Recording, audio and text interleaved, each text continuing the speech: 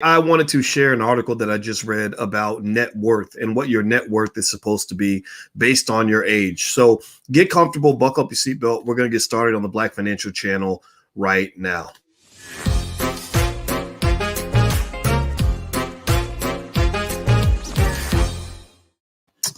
Hey, what's going on? Welcome to the Black Financial Channel. That's theblackfinancialchannel.com. My name is Dr. Boyce Watkins. I'm your friendly neighborhood finance professor. And today I want to talk about net worth. Basically, net worth is something that we don't talk enough about. A lot of people talk about how much money you make, but they don't talk about how much wealth you actually have. And there's a big difference there. And I thought this would be an interesting topic to kind of hit. And just a quick reminder, the Black Financial Channel, we talk about financial news and commentary every single day, all day long.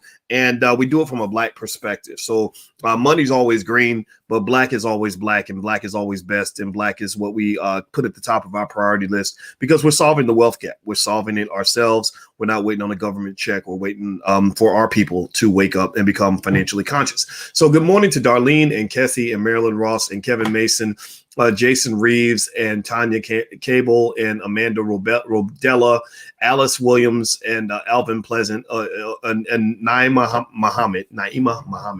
Anyway, let me dive right in. Okay, so I have to say hi to y'all. I'm sorry, just got to do that. All right, so here's what I found. Right, so I was looking at CNBC. Right, so they got this article talking about net worth. And now hit the thumbs up button while I pull this up because I'm going to show you guys this, and I want to talk through some of this. So if you look here, it shows the average net worth by age on this chart right here, right? So it says if you're under 35 years old, the median net worth is $13,900. The average net worth is $76,300. If you let me make this full screen so you can really see it. Give me a yes or no if you can see this chart. Okay, give me a yes if you can see this. If you are 35 to 44, the median net worth is $91,300. The average is $436,200. Look at that! Holy crap! If you're 45 to 54, the median net worth is $168,600. The average is $833,200. Holy, that's insane. That's insane. All right, so let me give you kind of a breakdown of what I'm seeing here with these numbers. First of all, let's talk about net worth. Net worth is how much you own minus how much you owe. Or as my friends over at Earn Your Leisure might say, assets over liabilities. Or if you take assets minus liabilities, that gives you your net worth, right? So that is all the things that you own and control, subtracting out your debt. Right. So if you have a house that's worth $200K, and let's say you've got some stock worth another $200K, that's $400K. But let's say your student loans are $300K. Well, then you take 400 minus 300, and that's 100. That is your net worth. Now, the problem that we have as Black folks is a lot of our community have negative net worths, negative or zero. And a lot of that's because we're thinking about income and not thinking about actual wealth. Income and wealth are two different things. Income, I explained it to my 13-year-old by saying that income is like water flowing out of the faucet. I turned the sink on. I said, this water flowing out of the faucet is income. And then I put a glass under the water, filled the glass up. I said, this is wealth. So I said, imagine if all this water was coming through this faucet and there is no glass to capture it, right? I'm not capturing any of this water. I said, what happens if the water turns off? She said, well, you're gonna die of thirst. I said, exactly. So a lot of us die of financial thirst, meaning a lack of liquidity. They call money liquidity because we have the water flowing out of the faucet, but we don't think to put it in a bucket or to put some to the side, right? So wealth is more important than income. I hope that we agree. Give me a yes in the chat if you follow what I'm saying. If you understand that wealth is more important than income, and then let me know that you're with me on that. Now, here's the thing. Not only is wealth more important than income, but really income is the opportunity to create wealth. Maybe you could think of it like, making love versus having a baby. The reason people do it is not so they can just feel good. That's part of it. But the reason that God and Mother Nature created the Uchi Coochie, you know what I'm talking about, the sexual healing is because you use that for reproduction. So sleeping with a person is an opportunity to have a child, but it doesn't mean that you're going to have a child. In fact, most of the time when people sleep together, there is no baby that comes out of that. Well, income is the same way. Income makes you feel good.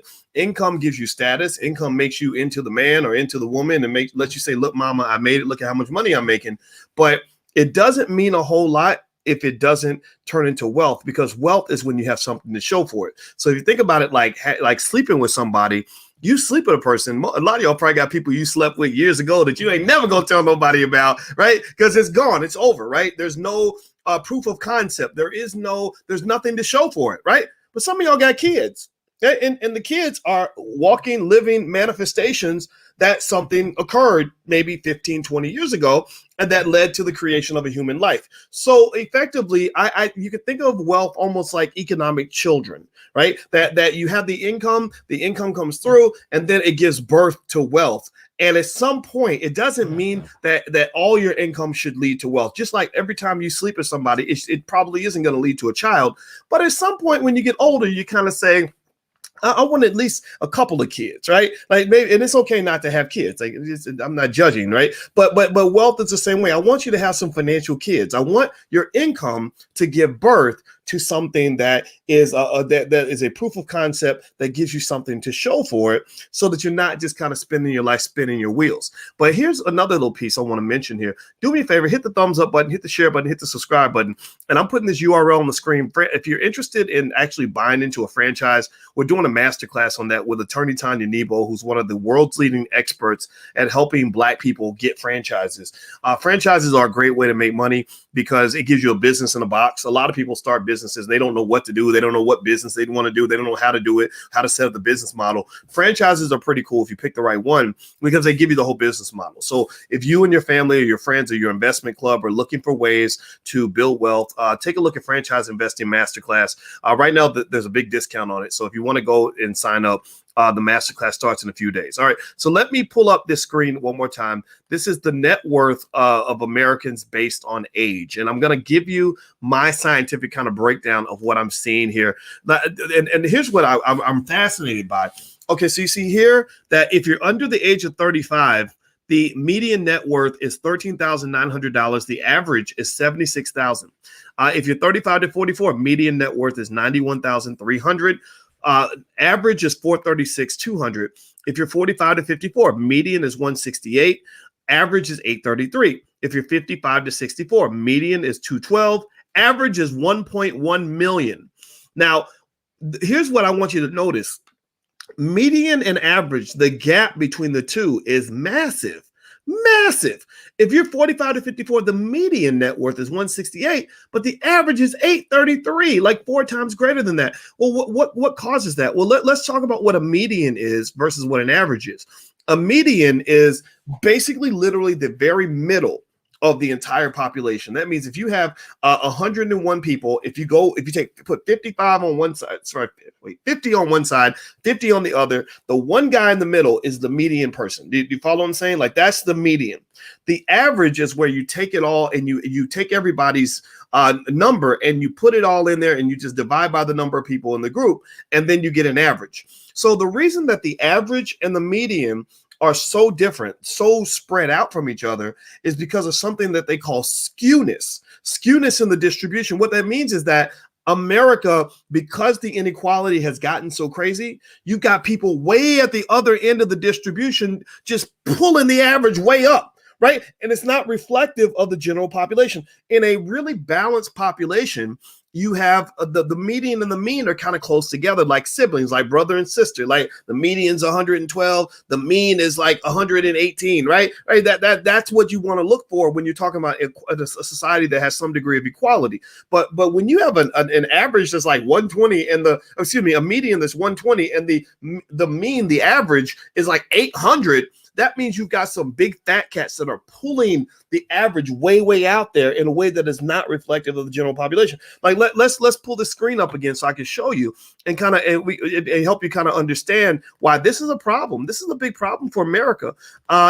America is a society that has a real issue with inequality, and it's not just racial. This is economic. So look at this. If you're 55 to 64.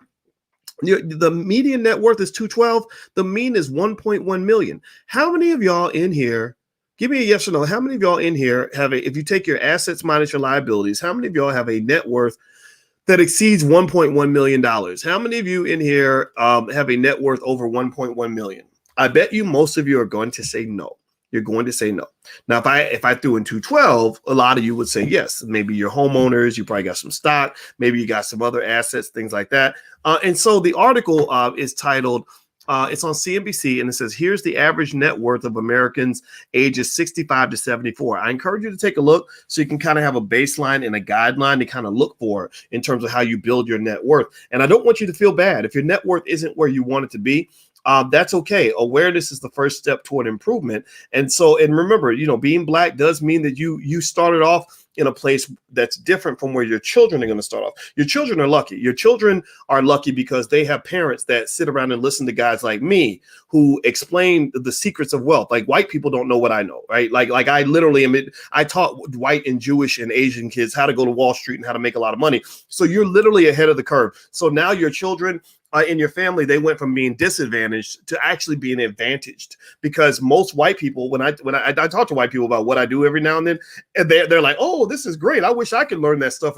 So literally you guys are ahead of the curve. And I encourage you to act on that to make sure that your kids don't end up in the deficit that many of us ended up with, because maybe we didn't have an inheritance. We had nobody talking about financial literacy, things like that. And the other piece is that, you got to get past this whole income conversation. Everybody talks about income and how much money I make and all that. Like, ladies, if you like a man that's got money, that's okay, because actually that's biological. Like, women naturally are attracted to men that have resources. Ain't nothing wrong with that. I'm not going to call you a gold digger, right? But what I am going to say, though, is don't be fooled by the guy who makes a lot of money. Pay attention to the man who keeps his damn money. Right? That's the guy you want to be with. That's the guy who's sturdy, the guy who makes a lot of money.